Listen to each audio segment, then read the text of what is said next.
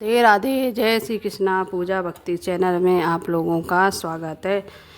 अश्विनी मास की शुक्ल पक्ष की पूर्णिमा को शरद पूर्णिमा कहते हैं। इसे रास पूर्णिमा भी कहते हैं। ज्योतिष की मान्यता है कि संपूर्ण व्रत में अश्विनी मास की पूर्णिमा का चंद्रमा ही 16 कलाओं से भरपूर होता है। कहते हैं कि इस दिन चंद्रमा अमृत की वर्षा करता है।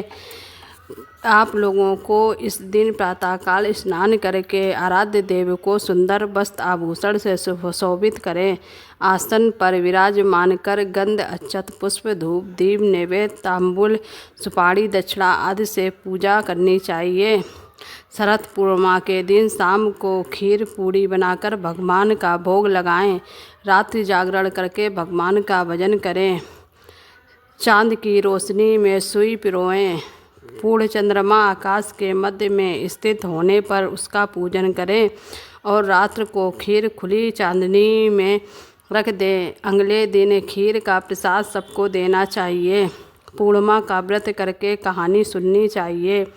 कथा सुनते समय एक लोटे में जल गिलास में गेहूँ दाने में रोली तथा चावल रखकर कलश की चंद्रमा करके वंदना करके दक्षिणा चढ़ाएं। गेहूं के 13 दाने हाथ में लेकर कथा सुने। फिर गेहूं के गिलास पर हाथ फेर कर मिश्रानी के पांव स्पर्श करके गिलास उसे दे दें। लोटे के जल को रात की अग्र देते समय हाथ में लिए गेहूं के दाने छोड़ दें। विवाह उपरांत पूर्णमासी के व्रत को करने के लिए शरद पूर्णिमा से ही प्रारंभ करें। कार्तिक का व्रत भी शरद पूर्णिमा से ही आरंभ करना चाहिए। यदि कोई पूर्णिमा व्रत करता हो तो 13 पूर्णिमा पूरी होने के बाद उज्जवन करें। एक चांदी की घंटी में मेवा भरकर व चावल और रुपए रखकर सासू जी के पैर छूकर दें। अगर कोई चंद पूर्णिमा करता है तो इसे प्रकार एक पूर्णिमा करने के बाद चुनरी दें। अगर कोई पूरी पूर्णिमा करता है तो 13 पूर्णिमा करने के बाद चूड़ा सास को दें और ब्राह्मणी को दें। व्रत कथा। एक साहूकार के 2 पुत्रियां थीं। दोनों पुत्रियां पूर्णिमा का व्रत रखती थीं, परंतु बड़ी पुत्री पूर्णिमा का पूरा व्रत करती थी और छोटी पुत्री अधूरा व्रत करती थी। परिणाम स्वरूप छोटी पुत्री को संतान पैदा होते ही मर जाती। उसने पंडितों से इसका कारण पूछा तो उन्होंने उसे बताया कि तुम पूर्णिमा का अधूरा व्रत करती हो, इसके कारण तुम्हारी संतान पैदा होते ही मर जाती है। पूर्णिमा का पूरा व्रत विधि पूर्वक करने से तुम्हारी संतान जीवित रह सकती है। उसने पंडितों की सलाह पर पूर्णिमा का पूरा व्रत विधि पूर्वक किया। उसके लड़का हुआ, परंतु शीघ्र ही मर गया। उसने लड़के को पीढ़े पर लिटाकर ऊपर से कपड़ा ढक दिया।